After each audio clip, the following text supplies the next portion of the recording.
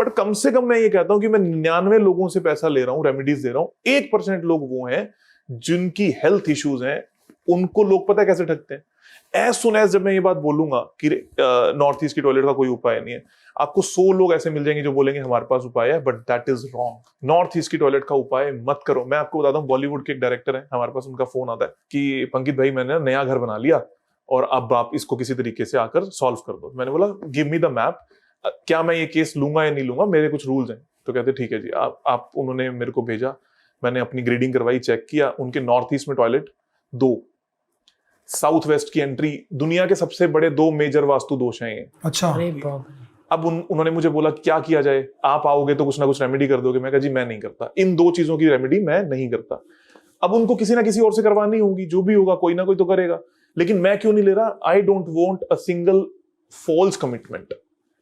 कल को 10 साल बाद वो मुझे बोलते हैं मैंने आपसे वास्तु करवाया था, मुझे तो फायदा नहीं हुआ, मुझे नुकसान हो, मुझे ये नहीं चाहिए। और मैंने ओपनली बोला कि आप इस नए घर में अभी शिफ्ट नहीं हो, बंगलो है, बहुत अच्छे डायरेक्टर है, मैंने कहा आप इस घर में नहीं शिफ्ट हुए भाई, मत शिफ्ट हो।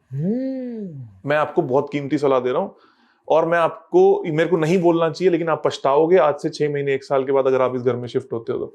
उसके बाद उनकी हेल्थ का बहुत इशू रहा, मैं अगर बीमारी सीधा बोल दूंगा तो शायद पब्लिक हो जाएगी बात।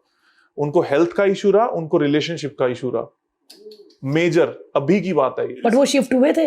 नहीं हुए ना, वो कहते मैं तो नहीं, मैं उस नए घर में शिफ्ट हो रहा हूँ, वो हुए। अच्छा हुए। और ये प्रॉब्लम्स हो गई। ये कोई ना कोई तो सॉल्व कर देगा ना, उपाय तो होता है, जब नहीं है उपाय। सर ये बहुत बड़ा इशू। कोई बंदा आके पिरामिड लगा देगा, वहां स्टार, वहां ये। एग्जैक्टली, ये बहुत होगा, ये बहुत ओपनली है।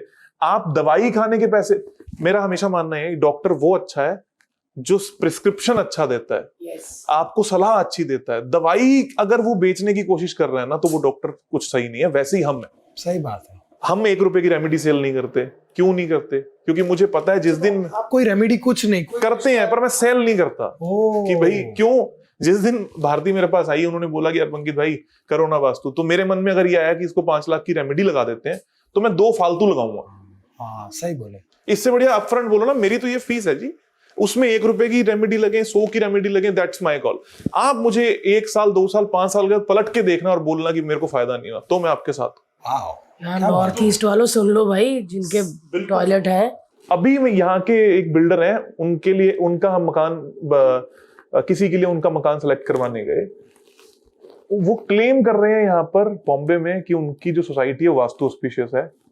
Average size of flat is around 5000-6000 square feet, minimum rate is 90 to 100 का रेट है, ठीक है, पाली हिल्स। 100 करोड़ का 100 करोड़ का फ्लैट भाई साहब। हम किसी के लिए सेलेक्ट करवाने जाते हैं। अब ओपनली मैं ये बात बोलता हूँ, अब वो आए, अब जो बिल्डर आएगा जिसका पैसा है, वो उसका ऐसा एटीट्यूड होगा कौन वास्तु वाला है जी, हम भी बहुत सारे लोगों से मिलते हैं, आगे बैठ के तो मुझे बोलते हैं कि हमने तो वास्तु करवाया हुआ है। मैं कहा ये डिपेंड, ये कोई मैटर नहीं करता, पर अगर आप ये कहते हो कि आपका ये घर वास्तु ऑस्पिशियस है, तो आप मेरे क्लाइंट के साथ चीट कर रहे हो। तो वो कहता है यार ये कैसी आपने बात बोल दी। मैंने कहा आप ये क्लेम मत करो, ये मेरा काम है, मैं आके करूंगा, अच्छा होगा तो ठीक, नहीं अच्छा होगा तो ठीक। क्या नहीं, हमारे मकान तो वैसे ही बिक जाते हैं। मैं ये बात नहीं बोल रहा सर, मैं ये बात बोल रहा हूँ क्या ये वास्तु ऑस्पिशियस है? कहता है। मैं कम सिट विद मी।